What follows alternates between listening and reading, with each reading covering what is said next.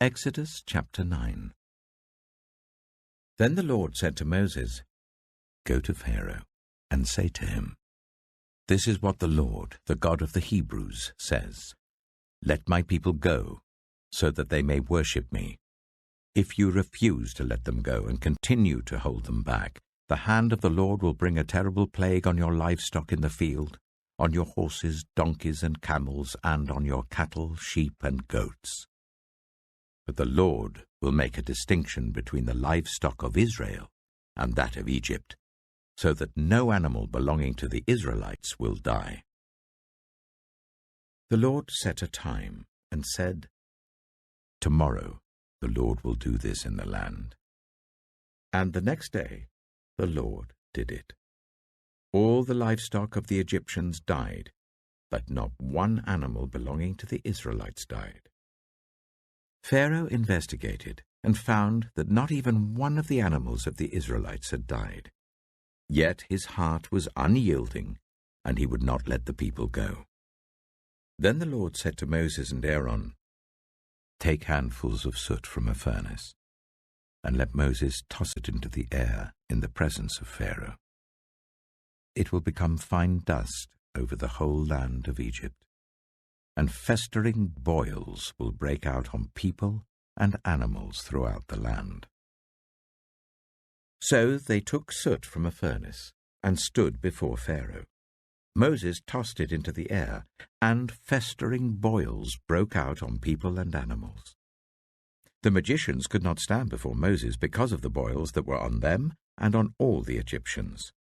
But the Lord hardened Pharaoh's heart, and he would not listen to Moses and Aaron, just as the Lord had said to Moses.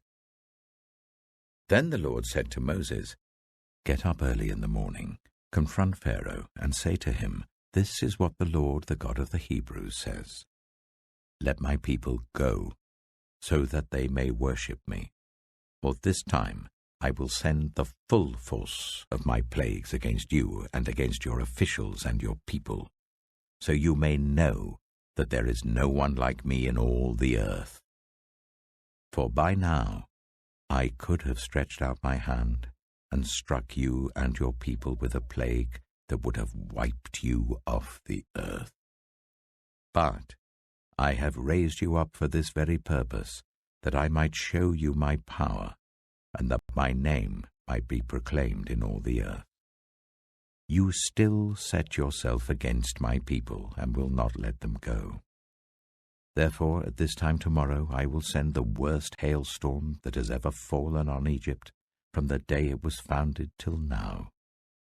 Give an order now to bring your livestock and everything you have in the field to a place of shelter, because the hail will fall on every person and animal that has not been brought in and is still out in the field, and they will die." Those officials of Pharaoh who feared the word of the Lord hurried to bring their slaves and their livestock inside. But those who ignored the word of the Lord left their slaves and livestock in the field. Then the Lord said to Moses, "Stretch out your hand towards the sky so that hail will fall all over Egypt, on people and animals and on everything growing in the fields of Egypt."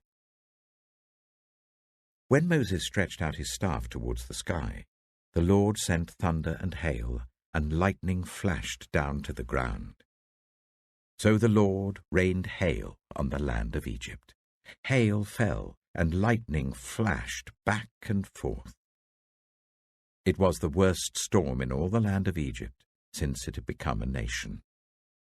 Throughout Egypt, hail struck everything in the fields, both people and animals. It beat down everything growing in the fields and stripped every tree. The only place it did not hail was the land of Goshen, where the Israelites were. Then Pharaoh summoned Moses and Aaron. "This time I have sinned," he said to them. "The Lord is in the right, and I and my people are in the wrong. Pray to the Lord, for we have had enough thunder and hail.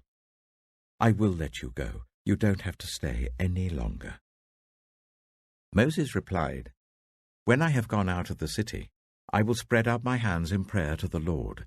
The thunder will stop, and there will be no more hail, so you may know that the earth is the Lord's.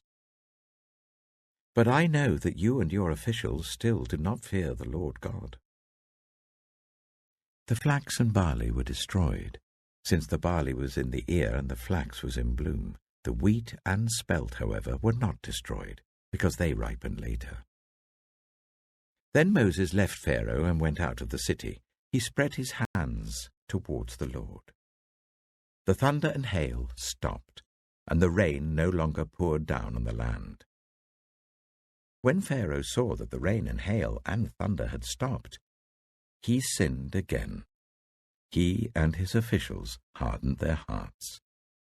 So Pharaoh's heart was hard, and he would not let the Israelites go, just as the Lord had said through Moses.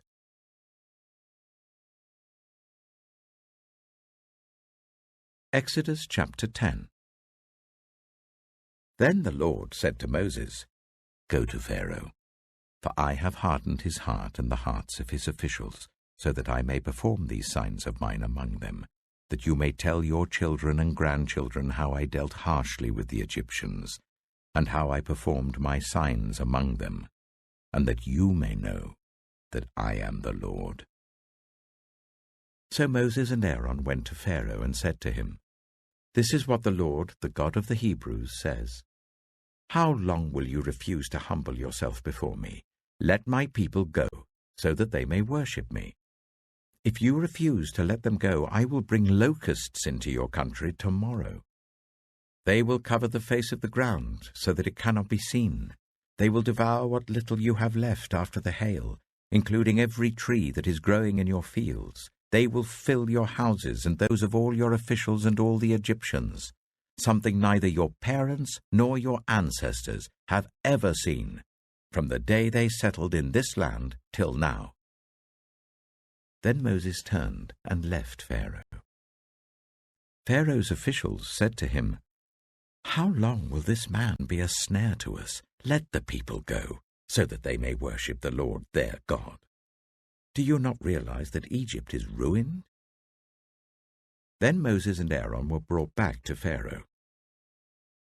"Go worship the Lord your God," he said. "But tell me who will be going."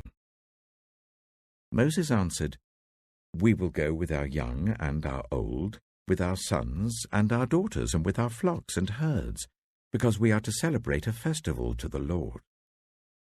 Pharaoh said, "The Lord be with you, if I let you go, along with your women and children. Clearly you are bent on evil. No, let only the men go and worship the Lord, since that's what you have been asking for." Then Moses and Aaron were driven out of Pharaoh's presence. And the Lord said to Moses, "Stretch out your hand over Egypt, so that locusts swarm over the land and devour everything growing in the fields, everything left by the hail." So Moses stretched out his staff over Egypt, and the Lord made an east wind blow across the land all that day and all that night. By morning the wind had brought the locusts. They invaded all Egypt, and settled down in every area of the country in great numbers. Never before had there been such a plague of locusts, nor will there ever be again. They covered all the ground until it was black. They devoured all that was left after the hail, everything growing in the fields and the fruit on the trees. Nothing green remained on tree or plant in all the land of Egypt. Pharaoh quickly summoned Moses and Aaron and said, "I have sinned against the Lord your God and against you. Now forgive my sin once more, and pray to the Lord your God to take this deadly plague away from me." Moses then left Pharaoh and prayed to the Lord. And the Lord changed the wind to a very strong west wind, which caught up the locusts and carried them into the Red Sea. Not a locust was left anywhere in Egypt. But the Lord hardened Pharaoh's heart, and he would not let the Israelites go. Then the Lord said to Moses, "Stretch out your hand towards the sky, so that darkness spreads over Egypt, darkness that can be felt." So Moses stretched out his hand towards the sky, and total darkness covered all Egypt for 3 days. No one could see anyone else or move about for 3 days. Yet all the Israelites had light in the places where they lived. Then Pharaoh summoned Moses and said, "Go worship the Lord. Even your women and children may go with you, only leave your flocks and herds behind." But Moses said, "You must allow us to have sacrifices and burnt offerings to present to the Lord our God. Our livestock, too, must go with us. Not a hoof is to be left behind. We have to use some of them in worshipping the Lord our God, and until we get there, we will not know what we are to use to worship the Lord."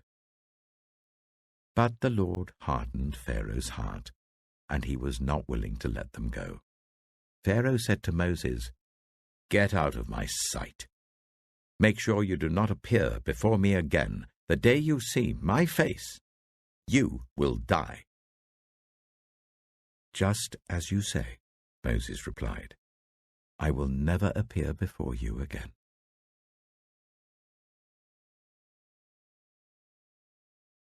Exodus chapter 11. Now the Lord said to Moses, "I will bring one more plague on Pharaoh and on Egypt. After that, he will let you go from here, and when he does, he will drive you out completely. Tell the people that men and women alike are to ask their neighbors for articles of silver and gold." The Lord made the Egyptians favorably disposed towards the people, and Moses himself was highly regarded in Egypt by Pharaoh's officials and by the people. So Moses said, "This is what the Lord says. About midnight I will go throughout Egypt. Every firstborn son in Egypt will die, from the firstborn son of Pharaoh who sits on the throne to the firstborn son of the female slave who is at her handmill, and all the firstborn of the cattle as well. There will be loud wailing throughout Egypt, worse than there has ever been or ever will be again. But among the Israelites, not a dog will bark at any person or animal. Then you will know that the Lord makes a distinction between Egypt and Israel. All these officials of yours will come to me, bowing down before me, and saying, 'Go, you and all the people who follow you.' After that, I will leave." Then Moses, hot with anger, left Pharaoh. The Lord had said to Moses, "Pharaoh will refuse to listen to you, so that my wonders may be multiplied in Egypt." Moses and Aaron performed all these wonders before Pharaoh, but the Lord hardened Pharaoh's heart, and he would not let the Israelites go out of his country.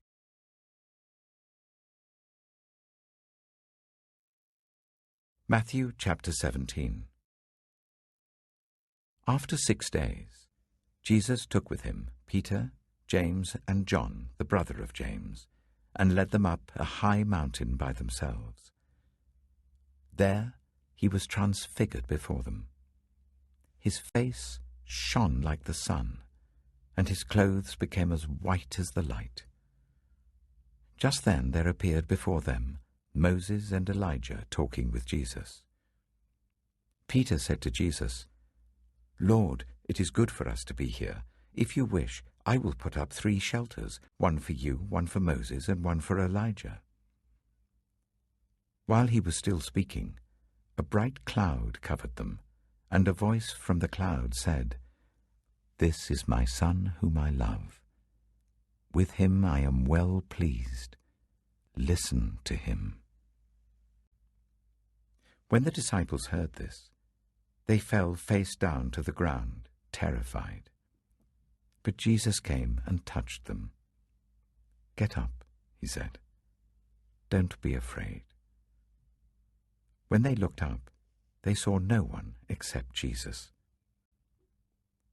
As they were coming down the mountain, Jesus instructed them, Don't tell anyone what you have seen until the Son of Man has been raised from the dead." The disciples asked him, "Why then do the teachers of the law say that Elijah must come first?"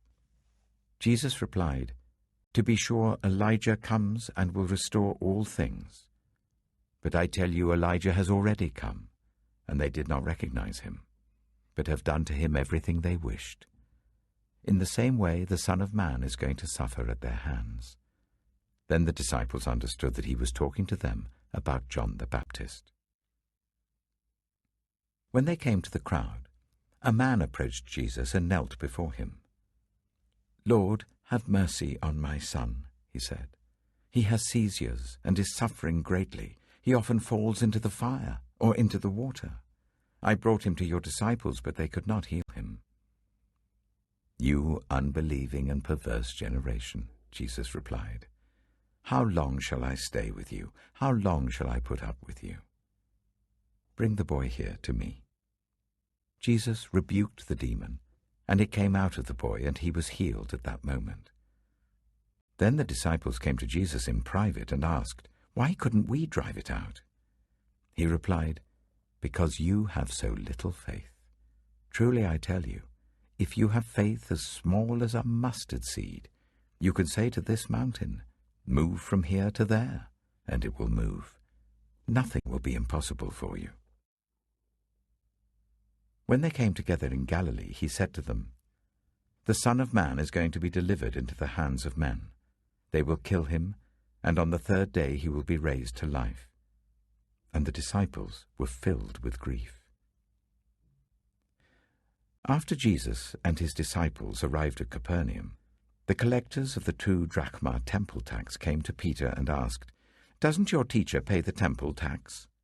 "Yes, he does," he replied.